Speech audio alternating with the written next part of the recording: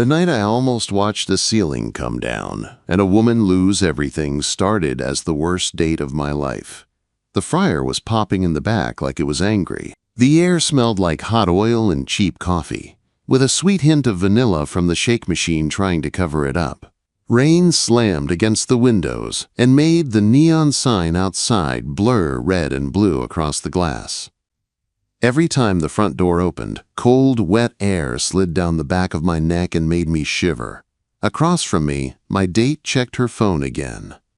The glow from the screen looked brighter than her smile. "So, you're a contractor?" she asked. Her tone said she was already bored. "Structural," I said. She nodded like she did not really care. "That sounds unstable." I could have explained that I keep buildings from falling down. That I read steel and concrete the way other people read books. Instead, I just took another sip of burnt coffee and felt the vinyl seat stick to my forearms. This date was already a failure. I had no interest in fixing it. Then, she walked up to our booth. She carried a black tray in one hand like it weighed nothing. She wore a white tank top and a black waist apron tied tight. Her dark hair was down, falling over one shoulder like she had been too busy to do anything fancy with it. She set a sweating glass of ice water on the table, but she did not look at my date. She looked at me. "If you wanted," she said, soft but clear, "I'd sit in your booth all night." It did not sound like a cheesy line. It did not sound desperate. It sounded like an honest offer, a door she was quietly holding open. Her eyes were tired, sharp, and warm all at once. My date scoffed and looked back at her phone, like the waitress had not spoken at all. My heart did something my brain did not approve of. I opened my mouth to answer, not sure what I was even going to say. Then I heard it. A sharp crack above us, like someone snapping a board over their knee. Dust drifted down from the ceiling. My eyes went up. Hers did too. The ceiling gave a long, low groan. Wood, complaining. Metal fasteners slipping. I knew that sound. It was the sound right before something heavy stops pretending it can hold. "Move," I said. I grabbed the edge of the table and shoved it sideways. My date yelped as I pulled her out of the booth and pushed her toward the aisle. Behind us, the drop ceiling buckled. Wet insulation and broken tiles crashed down onto the booth where we had just been sitting. A light fixture swung, sparked, and went dark. People screamed. Plates hit the floor. The waitress moved faster than anyone. "Front and back doors," she yelled. "Both sides. No phones. Just move." She sounded like she had practiced this in her head 100 times. One hand guided an older woman toward the exit. The other still somehow held the tray, like she refused to drop anything someone trusted her with. Instinct is not romance. It is math at speed. I scanned the ceiling line, looking for the next failure. The worst damage was over the booths, not the kitchen. Water stains spread out like old bruises. This had been coming for a long time. The cold night slapped us as we pushed out under the front awning. Rain bounced off the parking lot. People coughed drywall dust, argued about what they saw, shook their heads. Across the street, a dark SUV idled with its lights on, pointing right at the diner like it had been waiting. The waitress saw it. Her jaw tightened. "That him?" I asked. She did not look away from the SUV. "Yeah." An older man in a flannel jacket, still holding a rolled-up newspaper, stepped closer to us. I had seen him in the corner booth when we came in. "Vane, the developer," he muttered. "Predator." The waitress shot him a look, not a soft one, but not angry either. More like telling him not to start a fight in the parking lot. I stepped back inside the diner to check the damage while everyone stayed under the awning. The air inside was cooler now, full of wet plaster and rain. I stood under the broken section only long enough to see the truth. The beam over the booths was swollen and stained. The joists around it were dark and soft from water. This was not bad luck. This was a roof that had been leaking for weeks, maybe months. I came back to the door. "No one goes back under that span," I said. "Not until it's braced." The waitress nodded like she had already decided to trust me, or at least needed to. She walked behind the counter, grabbed a roll of tape, and started blocking off the aisle.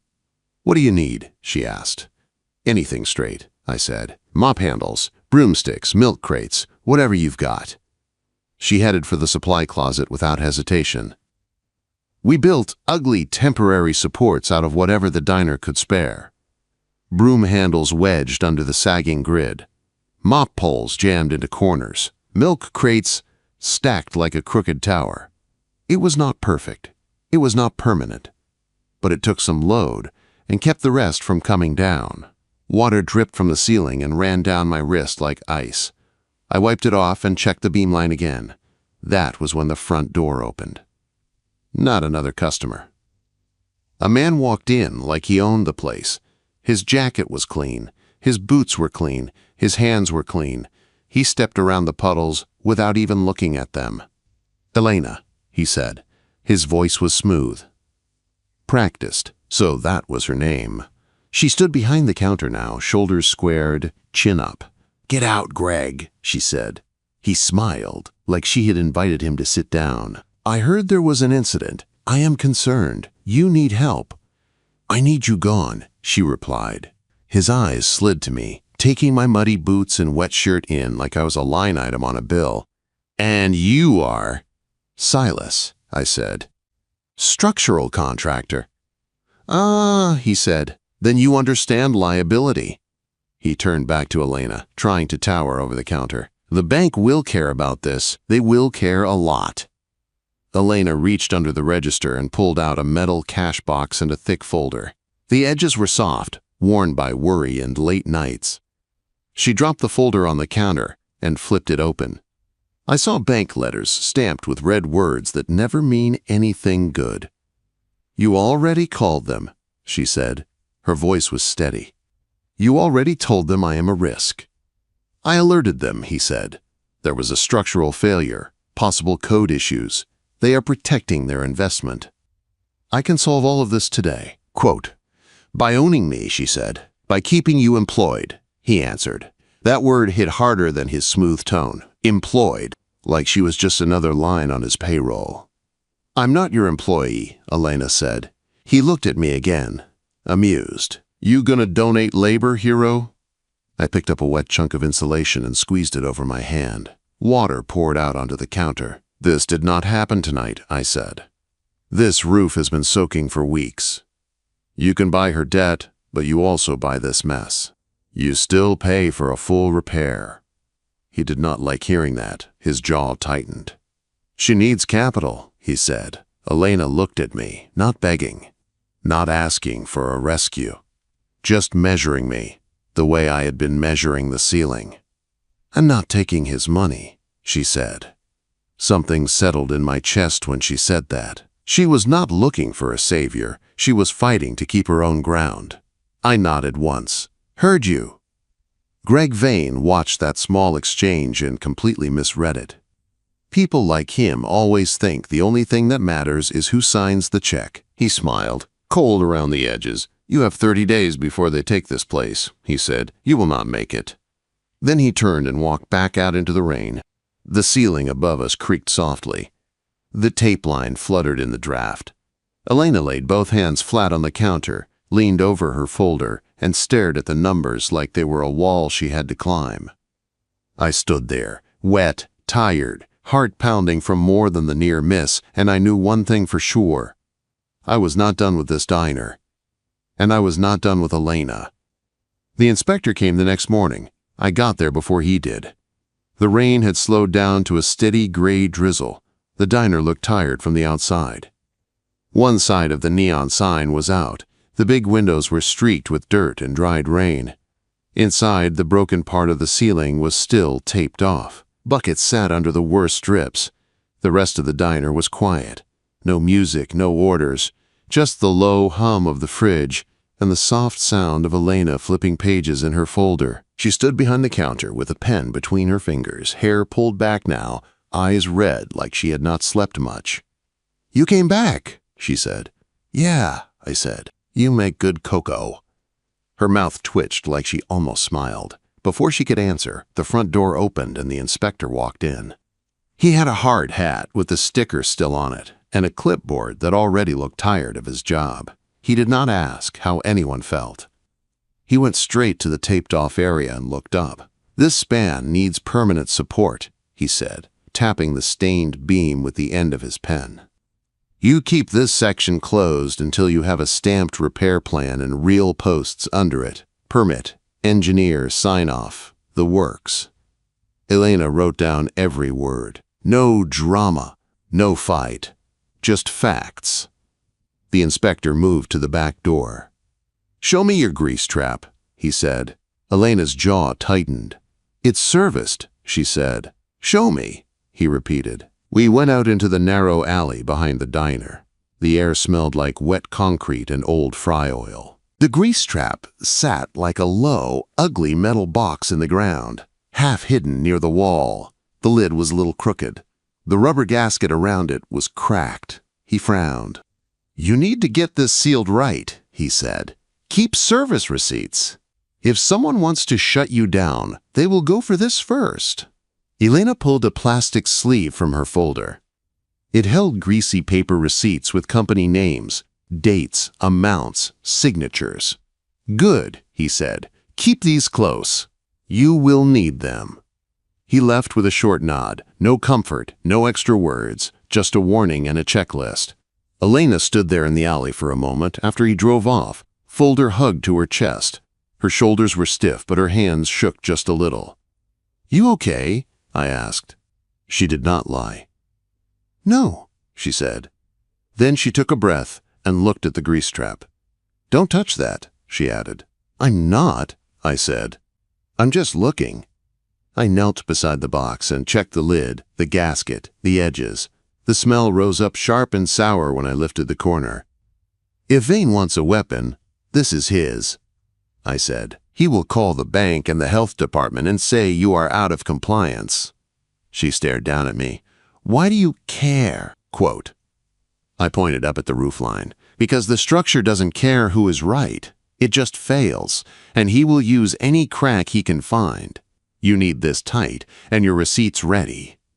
She shifted the umbrella in her hand until it covered both of us, even though I was already soaked. She did it like it was nothing, like sharing space with me was automatic now. "Can this place even be saved?" she asked quietly. I looked at the roof, the beam, the grease trap, the tired old walls. Then I looked at her. "Yes," I said, "if we move fast and don't let him write the story for you." That night, my crew rolled in with a flatbed and a generator. The parking lot lights bounced off metal posts, screw jacks, plywood sheets.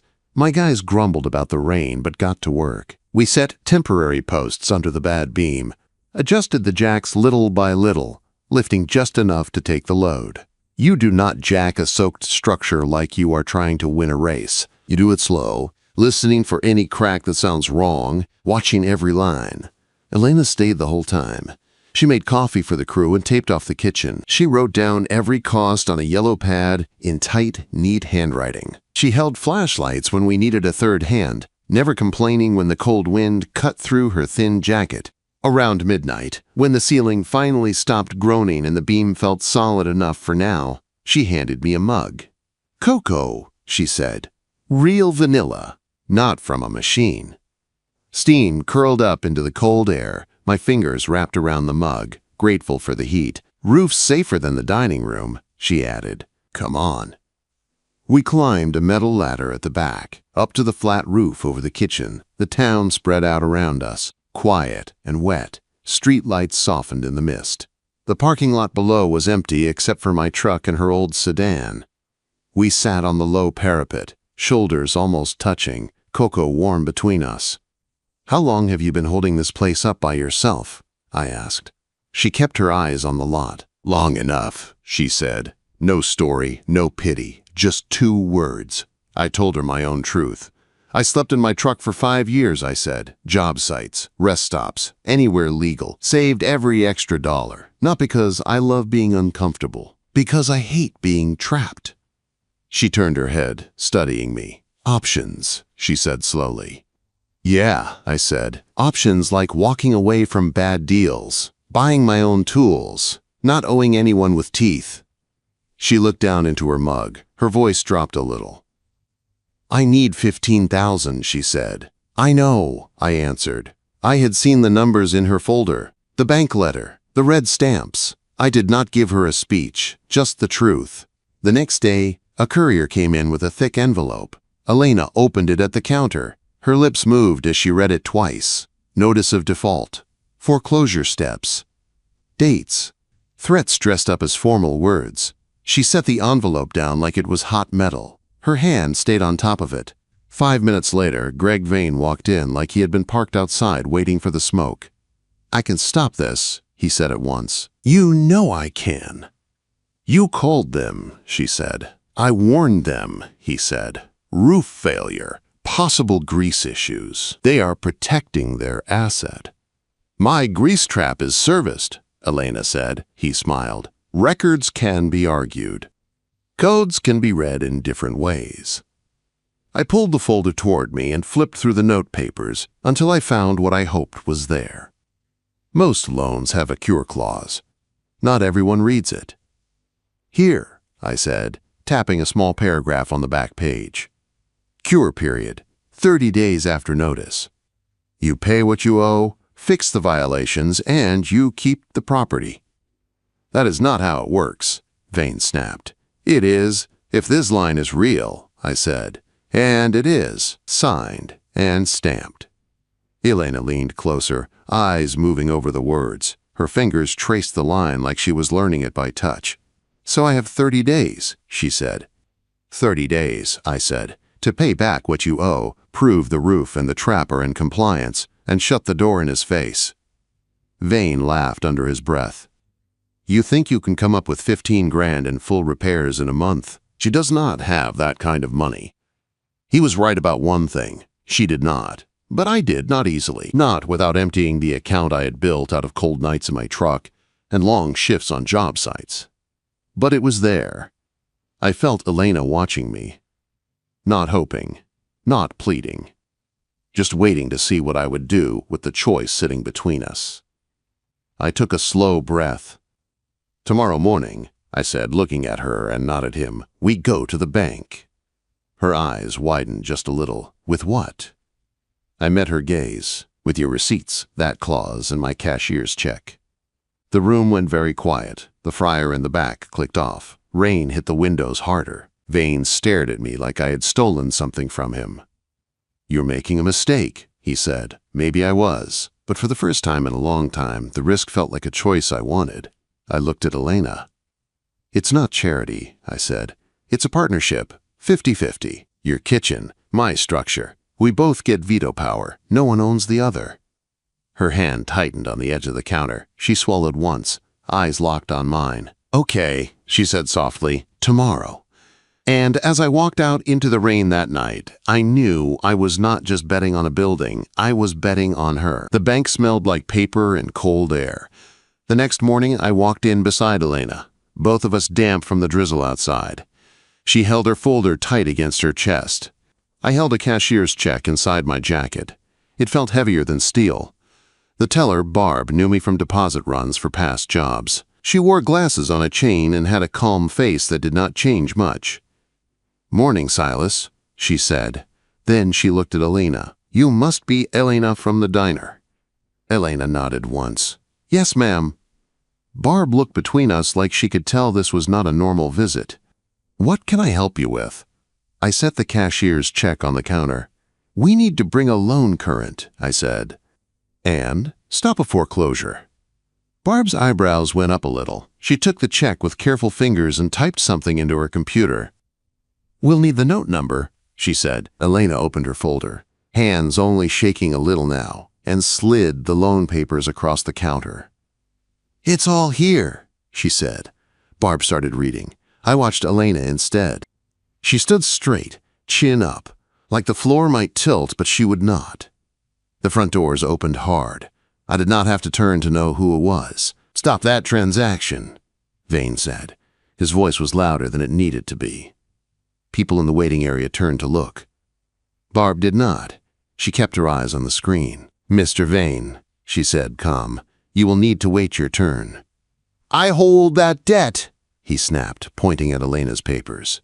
"I have an agreement with the bank to buy that note." Barb finally looked up at him, then at us. "This payoff came first," she said. "And this customer is still inside her cure period." She turned the paper around and pointed at the same small paragraph I had found. 30 days, she read. "This is day 2. Vane's mouth tightened. "She cannot pay the balance. She cannot afford repairs. This is a pointless delay." Quote, I slid a printed copy of the code and a list of receipts across the counter. "Roof shoring is in place," I said. "Engineer is lined up. Grease trap service is current and will be sealed and documented. She is not out of compliance." Barb checked the numbers on the check against the amount due. Her fingers tapped the keyboard. The screen reflected in her glasses. "Elena," she said, lifting her eyes, "do you authorize this payoff?" That was the moment. Elena did not look at me. She did not look at Vane. She looked straight at Barb, shoulders square, eyes steady. "Yes," she said. Her voice was quiet, but it did not shake. "I do." She signed where Barb pointed, ink on paper. A choice locked in. Vane's face went red around the edges. "You are making a mistake," he said. Elena set the pen down with care. "No," she said. "You were counting on me not reading the fine print." Barb stamped the papers, filed the cure notice, and handed Elena a copy. "Your loan is now current," she said.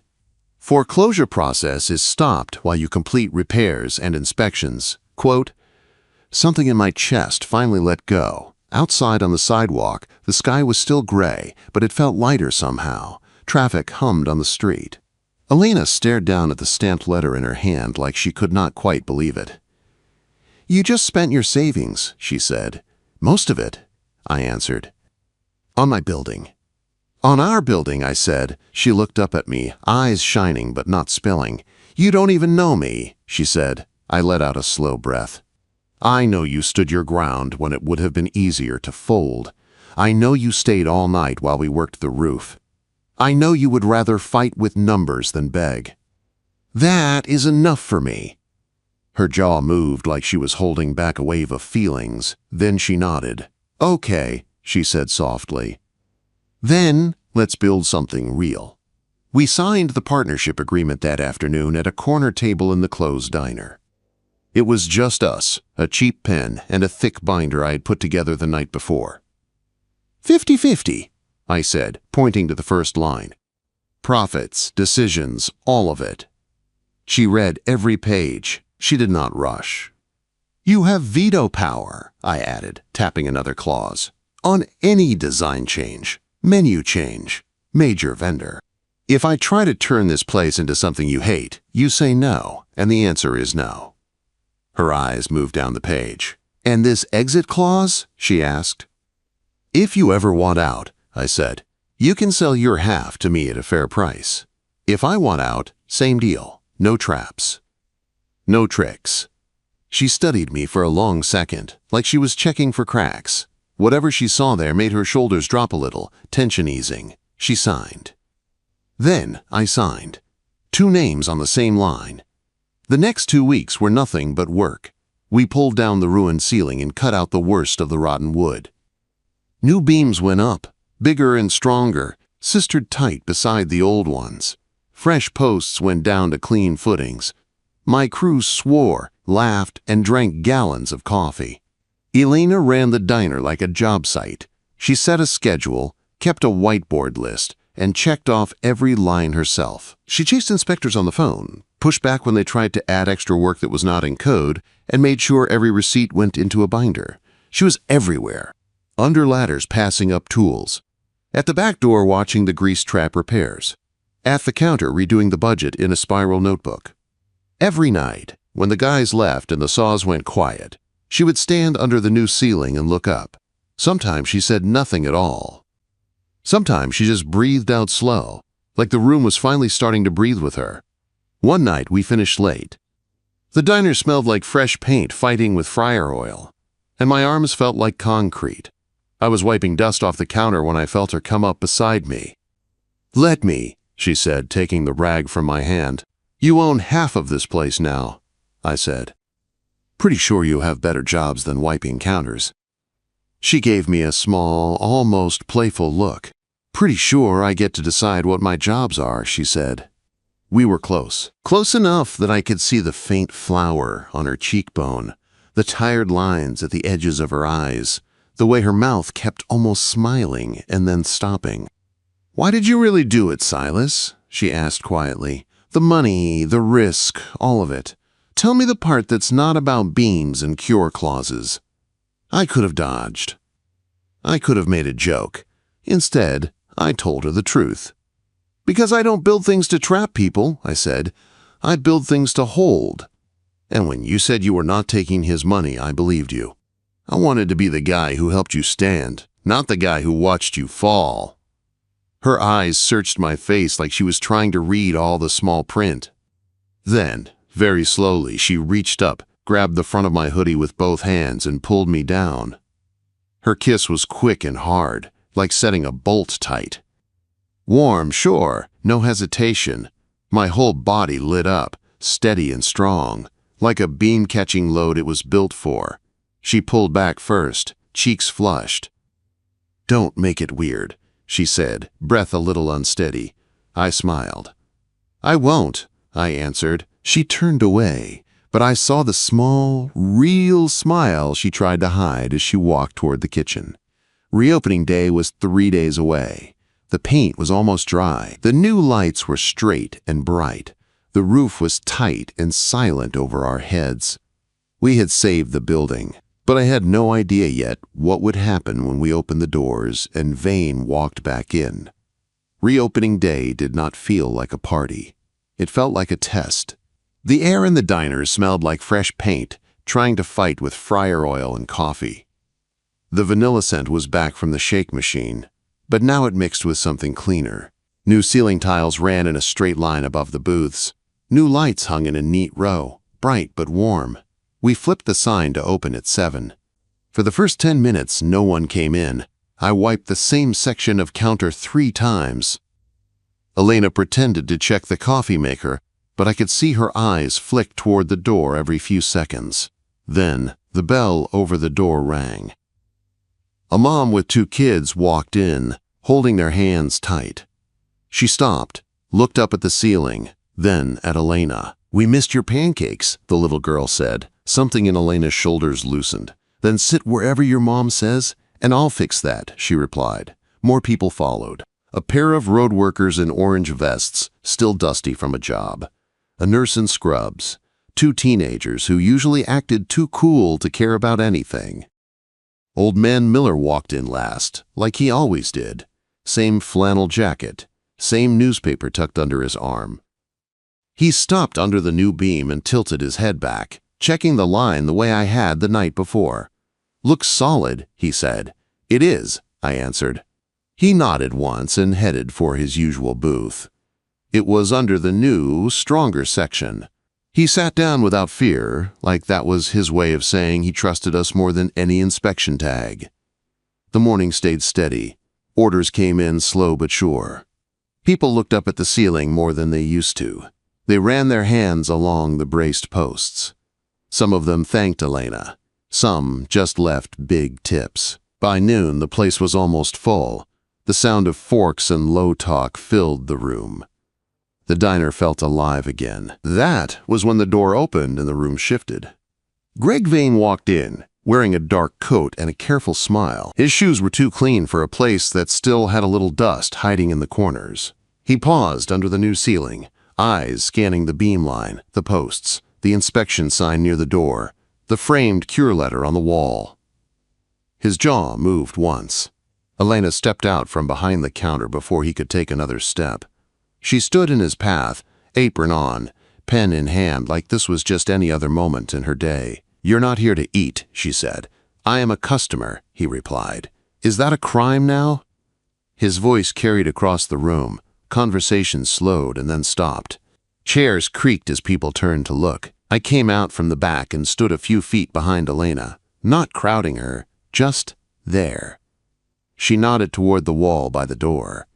"You're here to see if I broke," she said. The inspection sign hung there, signed and dated. The cure letter from the bank was framed right beside it. Next to that, in a clear sleeve, were the grease trap receipts and a copy of the city code I had printed out. Vane's eyes flicked over everything, fast and sharp. "Paper does not change reality," he said. "This place is still weak. You will still fail. You should have taken my offer." No one laughed. No one looked away. The teenage boy in the corner booth set his phone down. The nurse crossed her arms. The two road workers turned their stools so they were facing the counter. The mom with the kids pulled them a little closer but did not leave. Old man Miller folded his newspaper and placed it on the table. Then he took off his glasses, set them on top of the paper, and turned on his seat to stare at Vane. The room went quiet. Really quiet. The kind of quiet you feel in your chest. "You have rights," Vane said, louder now. "I am allowed to be here." I walked up until I stood shoulder to shoulder with Elena. I did not raise my voice. I did not need to. "You lost," I said simply. "On paper, on the roof, on the grease trap. She is current. She is in compliance. This is not your building." Vane glared at me. His eyes dropped to the keys hooked on my belt, to the dust on my boots, to the small grease streak on my sleeve. "She is still weak," he said. "What happens when the market dips? When a pipe bursts? When something else fails? You cannot save her from everything." Elena did not flinch. "I don't need you to worry about me," she said. "Especially not from my doorway." Barb from the bank had stopped in on her lunch break. She sat at the counter with a sandwich and a coffee. She lifted the cure letter copy she had brought, tapped it once, then set it back down where he could see it. She did not say a word. She did not have to. Across the room, a dad pushed his chair back and stood. He did not step forward. He just stood, arms folded, watching. A couple of other people stood too. No one told Vane to leave. No one shouted. They just watched him. The silence felt heavy, but not the same way a failing ceiling feels. This weight was on him, not on us. His fake smile slipped. "You all think this is over," he said. "It is not." Quote. He looked at Elena one more time, maybe hoping to see fear. Instead, he saw a woman who had read every line, signed every paper, and stood under her own roof without flinching. He took a step back. Then another. The bell over the door rang as he opened it. For a second, cold air blew in and made the new light sway just a little. Then he was gone. The bell fell silent. For a moment, no one moved. Then the teenage boy picked up his phone again. The nurse went back to her soup. The mom helped her daughter cut her pancakes. Forks scraped plates. Low talk started to rise again. Life moved on. Elena let out a breath I knew she had been holding for weeks. She turned to look at me. Something soft and bright sat in her eyes that had not been there before. "Get back to work, partner," she said, but there was a smile behind the words. That night, after closing, we wiped down every surface and stacked chairs. The neon sign outside buzzed softly in the dark. The rain had finally stopped. The world felt clean. I locked the front door and turned back toward the counter. Elena was there, leaning on it with both hands, watching me. "What?" I asked.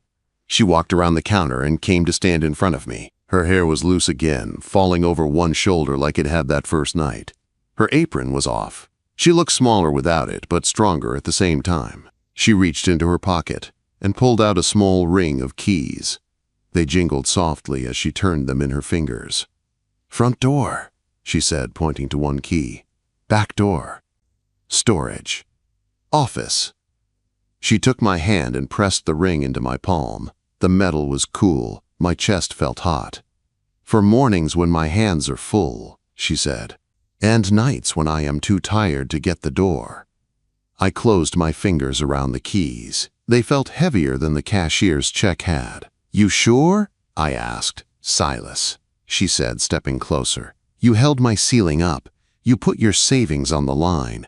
You read the fine print when I was too tired to see straight. If anyone has earned a set of keys, it's you." Her hand was still on mine. The distance between us felt very small now. "Besides," she added, voice softer, "if you wanted." She looked up into my eyes, and the memory of that first night came back, full and sharp. The broken ceiling, the dust, the offer. "I'd sit in your booth all night," she finished. "For real this time, no emergency needed." My heart did something I could not measure. I set the keys on the counter behind her, then slid my hands to her waist. She lifted her hands to my chest, fingers curling into my shirt. When I kissed her, there was no rush, no panic, no groan of failing beams. Just steady warmth and the quiet hum of a building finally at rest. Outside, the streetlights glowed on the wet pavement. Inside, the ceiling held, the walls held. And for the first time in a long time, so did I.